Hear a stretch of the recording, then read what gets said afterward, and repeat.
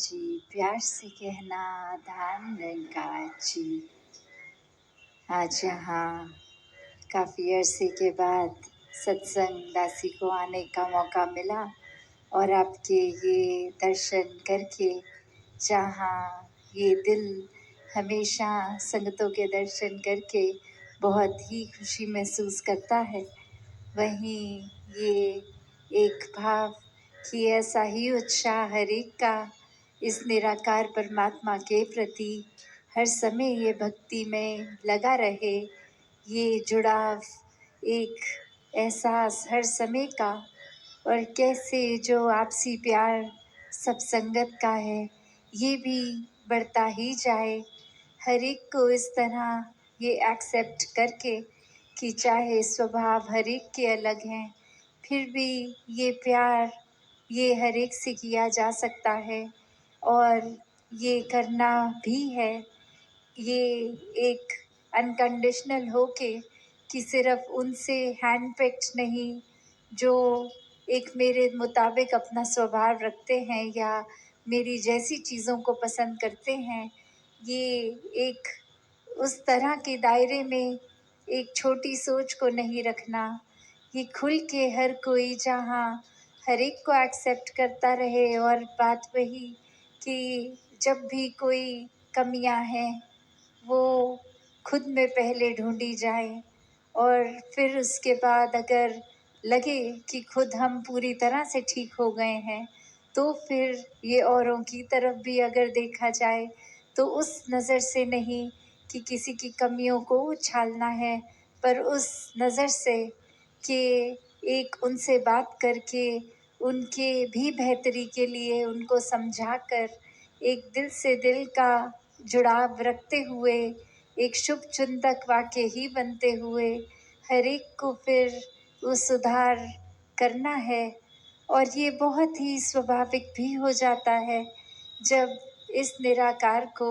देखकर मन में पहले बसाया जाए, इससे प्रेम किया जाए, तो ऐसा ही भाव संतों ने भी हमेशा समझाया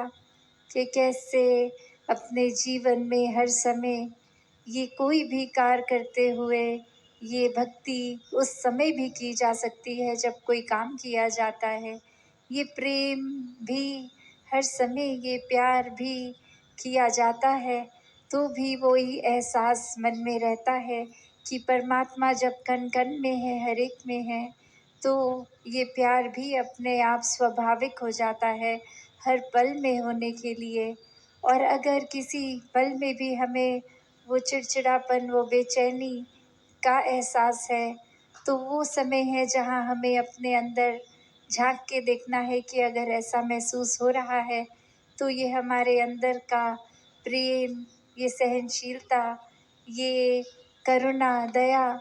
ये ऐसी विशाल मन को हमारे हमने कहीं खुद ही तो संकीर्ण नहीं कर लिया। और ये काम खुद पे तो फिर कुछ समय का नहीं होता। ये हर पल इस निराकार के एहसास में रह के खुद की बेहतरी के लिए एक शिक्षा जो सत्संग से भी मिलती है और सत्संग समाप्त होने के बाद भी पूरे संसार से, ये कण कण से भी मिलती है। तो ऐसी ही शिक्षाओं को एक अपने अंदर डालकर अपने जीवन को वरदायनीय जीवन बना लें, एक हर एक के परोपकार में लगा लें। ये कोई छटाई करके एक अपने मन मुताबिक बातें और लोगों को नहीं अपनाया या एक दूर किया जाए। ये हर समय के लिए मन के भाव हों कि हर कोई अपने जीवन में भक्ति को अपनाता रहे, एक दूसरे के लिए आदर सत्कार ही मन में हो। तो ऐसे जो बात ये बोलने के लिए तो बहुत ही बेसिक है, शायद कोई छोटे बच्चे को भी ये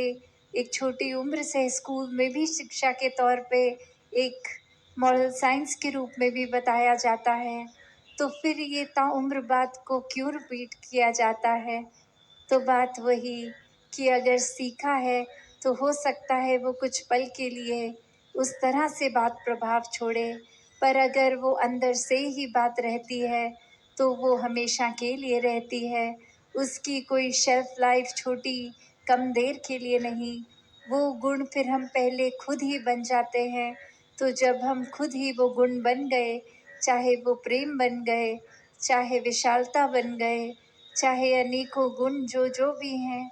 वो बनते जाएंगे तो जीवन भर वो स्वभाव में भी टिकेगा। तो ऐसा ही जीवन भक्तों का रहा है कि ऊपरी ऊपरी कोई सिखाई नहीं, ये तो रोम रोम अपना इस निराकार के हवाले है और इसी में एक मिक वाली अवस्था है। तो ऐसा ही भक्ति भरा जीवन हर कोई जीता जाए, सेवा सिमरन और सत्संग को प्राथमिकता देते हुए अपने जीवन के हर काम किए जाएं और उसमें भी फिर वो सेवा रूप ही होगा, चाहे वो किसी प्रकार का भी एक ठीक नियत से किया गया काम हो, कोई चतुर चालाकियाँ ना उसमें मिलें।